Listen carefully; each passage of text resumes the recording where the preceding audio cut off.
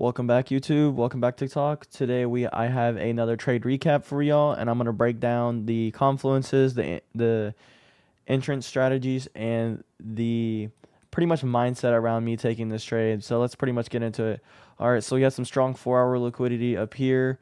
So another strong 4-hour liquidity, and then we have yesterday's high and yesterday's low. And then we did have news today. We had non-farm and we had PMI. So that's all collectively. This was London low. This was London high.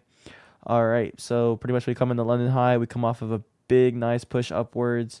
Okay. We decided to hit yesterday's high. Okay. And then, okay. So then we have this base liquidity right here. Market opens, we make a down candle, we keep continuing. I see 1 2. Okay, that's one of the confluences that we use is a fair value gap, and another confluences is we use a 5-minute confirmation, basically confirming which direction you are going to take the trade in. So we come in with a strong up candle. This would be my pretty much I decided to enter early. I should have waited until this candle did close, so I did enter here, and we exited way up here. And actually, this is a little, but I will move it. All right, so my exit was right here. So that was pretty much it in terms of I was targeting this liquidity. I didn't think it was gonna come out this. I didn't think it was gonna come up this far, since we did decided to start getting some downwards pressure. But we could definitely target it tomorrow. Okay, so then this gets removed now. This gets removed. I finally do have a Bitcoin video for y'all today, so that is something to look forward to. Um, I'll definitely pop up a picture right here. Okay, let's move on to Bitcoin. Let me just make sure I have everything removed off of here for tomorrow. I'll do the rest. All right, let's get into the Bitcoin video that we have here. All right, so Bitcoin is slightly different, but I'm going to try to explain it.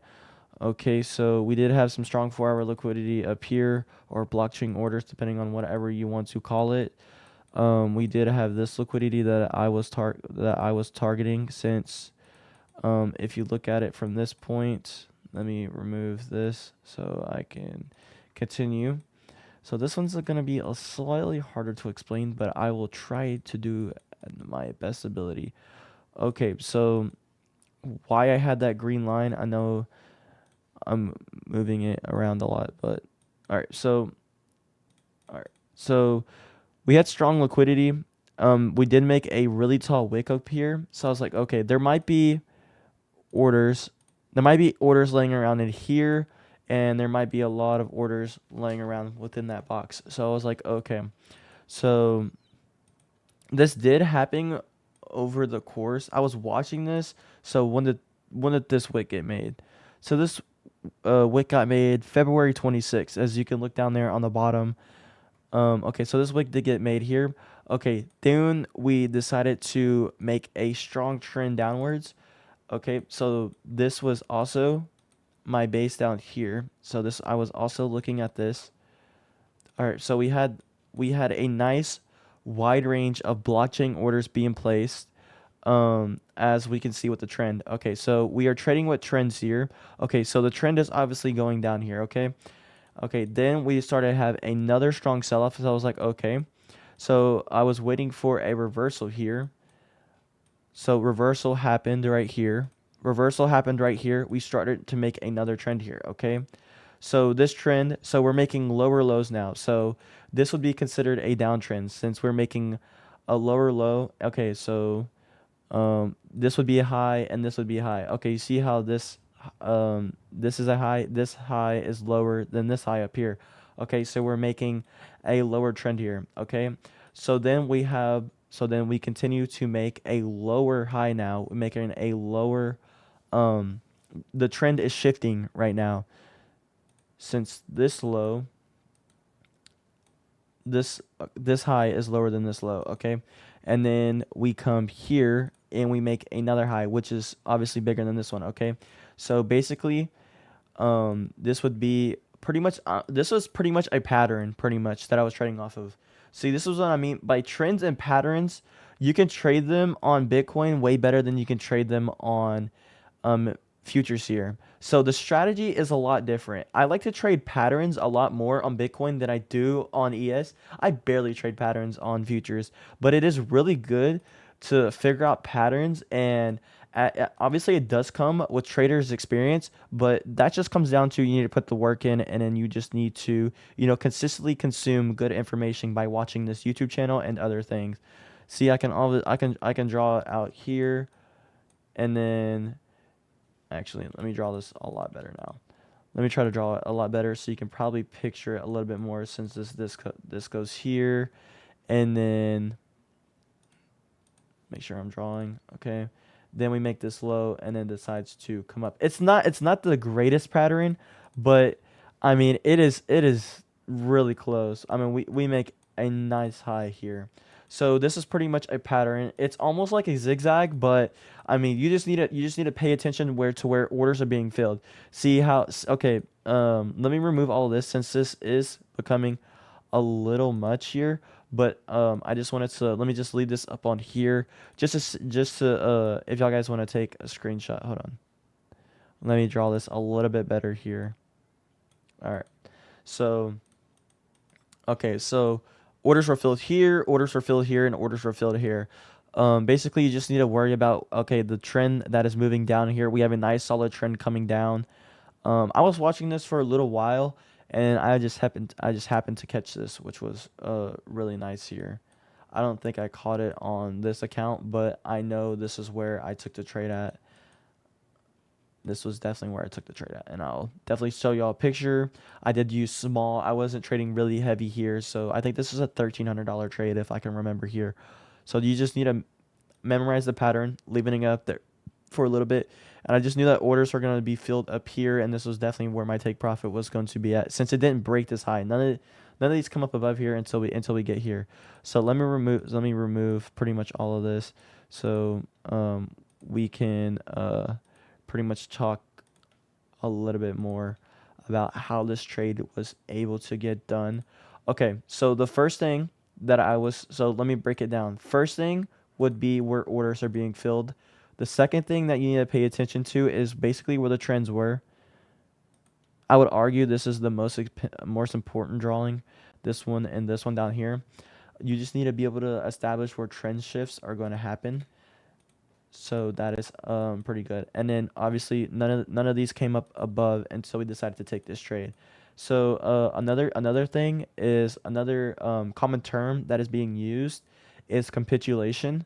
Capitulation is just basically where a lot of candles are being really like putting really close together, and I'm gonna draw on the screen. So a lot of candles were put really close here. A lot of candles are really bunched up here. I know it happens here. I know it happens here. I know it's happened here. But you need to understand where highs and lows are being established at. So you need to find good base. And good base will typically have like two candles that are really close together. As you can tell, two candles close together here. And in wicks are pretty much just orders that got filled, but they weren't confirmed. So it's like a little snail trail, as you can know. I mean, that's this analogy is used for some of my beginners traders that I like to watch my YouTube. I nearly got stopped out, but this was almost a 1 to 3. I know it did get a little rocky. It did get a little close here, but I was able to not get stopped out there. So yeah, this was a trade that I forgot to post, but it was really important about the drawing that I had there, where um basically the trends are. So you just need to establish trends, know where orders are being filled at, and then identifying like capitulation, and then where your highs and lows are. So that is arguably the most important thing there in terms of teaching. So moving on to like the motivational part, where I like to speak out of my videos, you know, you can lead a horse to water, but you can't force him to drink. Like I know you guys probably want to be able to put your friends on, and a lot of things like that. But I mean, um, um, it's kind of hard to teach hunger in terms of, okay, let's say you want to establish a business, or you want to start trading, or you want to start drop shipping, you want to start MEO, you want to start TikTok shop, you want to start posting videos, you just need to develop a lot of hunger for it. I mean, you can't really teach hunger in a sense. Okay, I might want it, but maybe one of your friends not want it as bad as you. So you just need to really establish how bad you actually like want to be successful. Like, I want to be successful. It's all I think about each and every single day. This is what I'm gonna do. I pretty much I imagined myself here 2 years ago, back in 23 and 22. I can only dream of being in the position that I am in now. Now I get to come on here, trade for a couple of hours, and then get on with my day. But I want to achieve more, so I hold myself to a higher standard. I must get a YouTube video. I must study. I must continue and evolve and learn knowledge each and every single day. But I want you to apply the things that I did wrong, and I'm trying to teach all that there. Those 2 years where I was losing money, I was not getting any money from this. I was continually failing, failing, failing, and failing.